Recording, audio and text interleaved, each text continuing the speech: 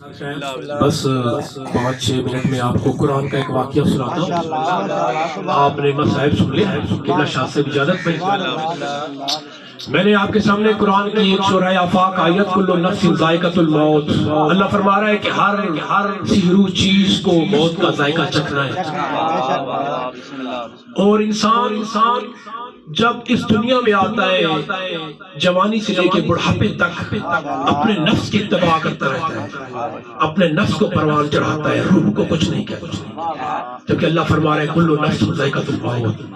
جب یہ اپنے نفس کو سب چیز دے رہا ہے, ادھار دے رہا ہے, اور جب یہ مر جاتا ہے اللہ تعالیٰ اس کے نفس کو موت دیتا ہے. پھر جس نفس کو ساری زندگی تو نے کوٹھیوں میں تو نے ریشمی لباس پہنے, ابھی اسی نفس کو کہے کہ تیری قبر جو ہے وہ چھوٹی نہ ہو وہ بڑی ہو, اس قبر میں کوئی سنگ مرمر کوئی ماربل لگی ہو, اور آپ کو لٹھے کا کفن نہیں, آپ کو ریشمی کفن چاہیے. کیوں کہ میں ایک مثال دیتا ہوں. اگر آپ نے کسی شخص کو قرض دیا ہے اور آپ کو پتہ چلا ہے کہ وہ شخص مر گیا, سب سے پہلا ذہن میں یہ خیال آتا ہے وہ شخص نہیں مرا کیونکہ اس نے آپ کا قرض دینا ہے. تو سب سے پہلے میرے بھائیوں یہ بات ہے کہ میں نے ایک عالم دین سے پوچھا کہ جب انسان مر جاتا ہے تو قبر میں اس کو مولا کی زیارت کیوں ہوتی ہے؟ بچہ کہ اس نے کوئی ایسا عمل کیا نہیں, کوئی نیک عمل کیا نہیں, گنہگار ہے, پھر امام کی زیارت کیسی؟ پھر اس لیے کہ نفس مر گیا. کلو نفس ذائقۃ الموت. وہ عالم دین کہتے ہیں تم دنیا میں آج نفس کو مارو, امام کی زیارت ابھی ہو جائے.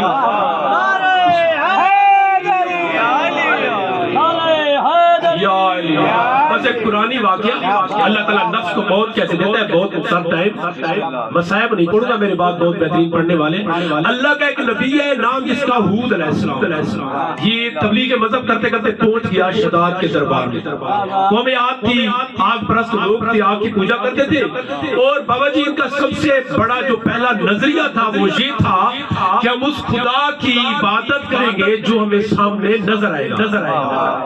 حضرت ہود علیہ السلام اس کے محل میں دربار میں پہنچے, تبلیغ مذہب کرتے کرتے اس نے کہا کہ ہود جس کی بات ہی کر رہا ہے کہ جس اللہ کو مانے یہ اللہ کدھر ہے؟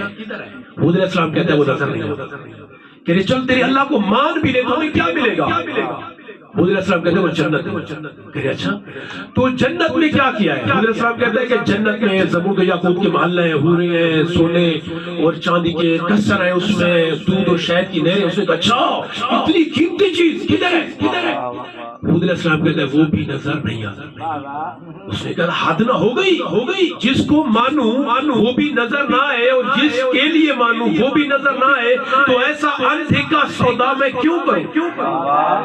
بسم اللہ. انہوں نے کہا اچھا تو جس اللہ کو منوانے کے لیے سارے لوگوں سے کلمہ پڑھا رہا ہے, یہ سب کو جنت کا لالچ دے رہا ہے, جنت ملے گی؟ اس نے کہا جنت ملے گی. انہوں نے کہا اگر ایسی جنت میں بنا دوں تو کیونکہ تیری جنت تو نظر ہی نہیں آتی نا, تو میں دکھاؤں گا بھی صحیح.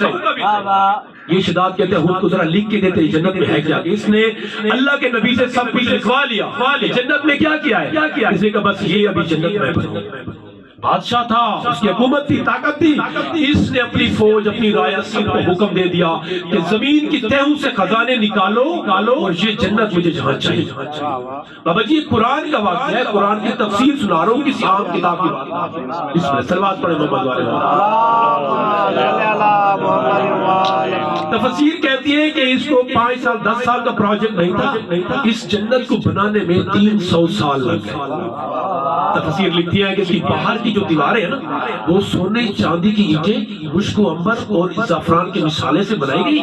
اچھا اس نے اس کے اندر دیکھا, اس کے لکھا ہوا ہے کہ اس میں سونے کے درخت ہیں, اس نے سونے کے درخت بنائے, اس کے بعد چاندی کے پرندے بچھائے. ابھی اللہ تعالیٰ کا کرم دیکھ, یہ چیزیں بنا رہا ہے اور وہ اس میں جان ڈال. اس نے درخت بنایا, انہوں نے جان ڈال دی. اس نے پرندے بنائے, اللہ نے اس میں روح پھونک دی. ابھی قرآن کہتا ہے اس نے عارضی دودھ کی نہر بنائی. ابھی دودھ کی نہر کو جاری رکھنا تھا, اگر رک جاتی اس میں بدبو پیدا ہو جاتا. ابھی اللہ تعالیٰ کو پھر ترس آیا. اللہ نے جبرائیل سے کہا کہ اس کی بنائی ہوئی دودھ کی نہر کے اوپر پھونک مار. جبرائیل نے پھونک ماری, دودھ کی نہر روا ہو گئی. یہ خوش ہو گیا, شاید میری وجہ سے ہو گیا. یہ جھوٹا ہو کے سچے کی جگہ پہ بیٹھنے کی کوشش کر رہا ہے. میں کہتا ہوں جھوٹا جھوٹا ہی ہوتا ہے, چاہے وہ تخت میں بیٹھا ہو. علی یا علی. آپ یہ سلامت رہے, سلامت رہے. بہت پیاری سماعت فرما رہے ہیں آپ. یہ جنت بنتے بنتے یہاں تک ہو گئی کہ جنت مکمل ہونے سے پہلے دروازے کا کام رہتا تھا کہ خزانے ختم ہو گئے. خزانے ختم. بابا جی کوئی چیز ایسی نہیں ہے جس کو بیچے اور جنت کے دروازے پہ لگا. حتیٰ کہ قرآن کی تفسیر لکھنے والوں نے یہ کہا ہے کہ اس نے اپنی فوج کو حکم دیا کہ رایا کے گھروں میں گھس جاؤ, جو کچھ ملتا ہے چھین کے لیا. اس نے رایا کو بھی خالی کر دیا جنت بنانے کے جنون میں. رایا کو بھی نہیں چھوڑا. جب رایا کے گھر خالی ہو گئے, جنت کا دروازہ پھر بھی مکمل نہ ہوا. یہ وزیر و مشیروں کے ساتھ دربار میں بیٹھا ہے, پریشان ہے. جب اس نے دیکھا کہ اس کے دربار میں ایک اجنبی شخص داخل ہے. سمجھ آ رہی میری بات نہیں؟ اس نے دیکھا اس کے دربار میں ایک اجنبی شخص داخل ہوا. اس کو پہلے کبھی دیکھا نہیں. اس کا کون ہے؟ اس نے کہا جی سائل ہے, کچھ مانگنے آئے. کون ہے جی؟ کہاں ہے؟ لیکن جی سائل نہیں ہوں, دروازے بنانے والا مستری. کون تھا؟ جبرائیل علیہ السلام. اللہ نے بشری لباس میں اس کے دربار میں بھیج دیا. انہوں نے کہا میری جنت کو بنانے میں 300 سال لگے, تم ایک معمولی سا بیمار میرا دروازہ بنائے گا. اس نے کہا معمولی کو چھوڑے جی, اگر آپ چاہیں تو میں جنت کا ایک دروازے کا ایک حصہ دکھاؤں. اس نے کہا دکھاؤ. اللہ کہتا ہے کہ ہم نے اپنی جنت میں سے ایک دروازے کا حصہ اکھاڑا اور وہی دربار میں جبرائیل کے ہاتھ میں رکھا. جب جبرائیل کے ہاتھ میں جنت میں یہ دروازہ آیا, یہ اپنے وزیروں مشیروں سمیت کھڑا ہو گیا. دیکھا اتنا دیدہ زیب دروازہ, اتنا پیارا دروازہ, یہ کہاں سے لایا تو؟ نے کہا چھوڑ, جہاں سے آیا تو خریدے گا. نے کہا آدھے دروازے کو میں کیا کروں گا, مجھے پورا چاہیے. نے کہا جہاں سے آدھا ہے پورا بھی آ جائے گا, تو قیمت طے کر. نے کہا اگر آدھا خریدوں تو؟ نے کہا آدھا دروازہ آدھی جنت. نے کہا آدھا دروازہ لگا کے میں کیا کروں گا, مجھے پورا چاہیے. میرے پورا دروازہ پوری جنت. نے کہا کیسی بات کر رہے ہو, 300 سال کی بنی ہوئی جنت ایک دروازے کی قیمت دے دوں, پھر مجھے کیا ملا, میں نے کیا بنایا. پھر ذہن میں خیال آیا جتنی محبت اور محنت سے بنائی ہے, بنتا تو یہی دروازہ ہے. یہ لگ جائے گا تو جنت سج جائے گی, ٹھاٹ بن جائے گی جنت. وزیروں نے کہا تو کیوں پریشان ہوتا ہے, حکومت تیری, طاقت تیری, بادشاہ تیری, دروازہ خرید, مار ڈال اس کو, قتل کرتے ہیں. کون ہے یہ, ہم جانتے نہیں اس کو. دیکھا جی ٹھیک ہے. اسی کہ اللہ جی میں تحریر لکھ دیتا ہوں, جنت کا انتقال ہو رہا ہے جبرائیل علیہ السلام کے نام. اس نے تحریر لکھ دی, وہ تحریر دی جبرائیل کو. جبرائیل ہو گیا نبیوں کی اوچھل. اس نے کہا اچھا ہوا ہم نے بھی مارنا ہی تھا, قوم جنات سے تھا یا قوم انسانوں سے چلا گیا. اس نے کہا بس جلدی کرو, یہ دروازہ لے جاؤ, یہ میری جنت میں جا کے لگاؤ اور ایک دن مقرر کرو, پورے ملک میں چھٹی کا اعلان کرو, تمام وزیر رایا مشیر سب اکٹھے ہوں, میں جاؤں گا جنت دیکھنے کے لیے. جب جنت بن رہی جس نے دیکھا نہیں ہے, لیکن جب مکمل ہوگی میں دیکھنے جاؤں گا. ابھی جنت میں دروازہ لگ گیا, ایک دن چھٹی کا اعلان ہو گیا کہ آج بادشاہ وقت جائے گا جنت دیکھنے کے لیے. ابھی یہ پورے پروٹوکول, پوری آبوتا, پوری جاؤ جلال کے ساتھ جنت دیکھنے کے لیے آ رہا ہے. یہ جنت کے دروازے کے باہر پہنچا, دیکھا تو جنت کا دروازہ اندر سے کھلنا شروع ہوا. جنت کا دروازہ اندر سے کھلنا شروع ہوا. اس نے کہا میرے مجھ سے پہلے جنت کے اندر کون ہے. جب دیکھا تو ہود نبی اندر سے باہر آ رہا, اندر سے ہود نبی باہر آ رہا تھا. اس نے کہا ہود مجھ سے پہلے تو کیسے؟ اس نے کہا کدھر؟ کہ میری جنت میں. ہود نے وہی ٹکڑا کاغذ کا ہوا میں لہرایا, میرے کون سی جنت, یہ تو ہم نے خرید لی. بسم اللہ ماشاءاللہ. نعرہ تکبیر, نعرہ رسالت, یا رسول اللہ, نعرہ ولایت, نعرہ حیدری, آواز بلند سلوات. اللہم صلی اللہ علیہ وسلم. بس 2 منٹ. نے کہا تو کیا کر رہا ہے؟ اس نے کہا یہ تو ہم نے خرید لی. نے کہا وہ جو خرید کے گیا وہ تو نظر ہی نہیں آیا. نے کہا یہ اسی نے بھیجا تھا, تو نے پہلے دن کہا تھا کہ اس کو کیوں مانو جو نظر ہی نہیں آتا. یہ اسی نہ نظر آنے والے کا بھیجا ہوا فرشتہ تھا, یہ جبرائیل تھا, یہ فرشتوں کا سردار تھا, اس نے بھیجا تھا.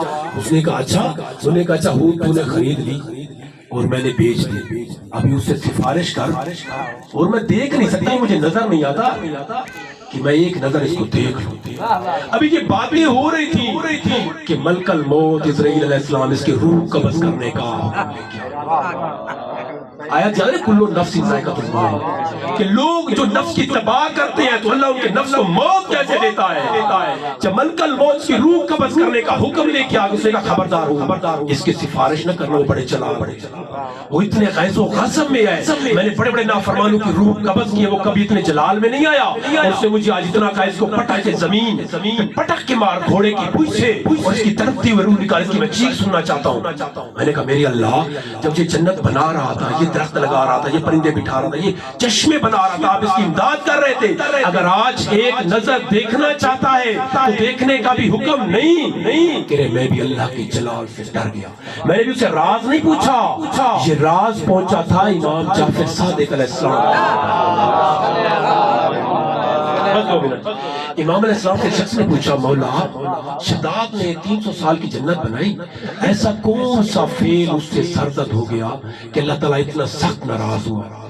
مولا کی آنکھوں میں آنسو آئے، مولا نے اپنا امامہ اتارا زمین پہ رکھا اور مولا نے فرمایا شداد سے ایک ایسا فعل سرزد ہو گیا تھا کہ جب یہ جنت بنا رہا تھا اور اس کے خزانے ختم ہو گئے نا تو اس نے رایا کے گھروں میں فوج بھیجی، اس نے کہا جو کچھ ملتا ہے چھین کے لے آؤ۔ جب اس کی فوج رایا کے گھروں میں گھس کے لوٹ مار کر رہی تھی تو قوم عاد کی 4 سال کی ایک بچی جس کے کانوں میں در تھے، ان لوگوں نے اتنے زور سے کھینچے، اس بچی کے خون کا قطرہ زمین پہ گرا، اس بچی کے منہ سے چیخ نکلی، اس نے نگاہ آسمان بلند کی، اس نے کہا میرے اللہ میرا بدلہ تو نے لینا ہے، میرے اللہ میرا بدلہ تو نے لینا ہے۔ بس اسی وقت خالق حقیقی نے یہ ارادہ کر لیا کہ جتنی اذیت ناک اس بچی کو چیخ کی ہے اسی اذیت ناک اسی دردناک موت شداد کو دوں گا۔ میں ہاتھ جوڑ کے منت کر رہا ہوں، آپ اتنے سارے مومنین بیٹھے ہیں کہ اے اللہ تو قوم عاد کی 4 سال کی بچی کی چیخ برداشت نہیں کرتا، شام غریباں مولا حسین کی بیٹی سکینہ بنت الحسین اپنے دونوں کانوں پہ ہاتھ رکھ کے کہتی ہے سجاد میرے دونوں کان زخمی ہو گئے، میرے دونوں کان زخمی ہو گئے۔ اللہ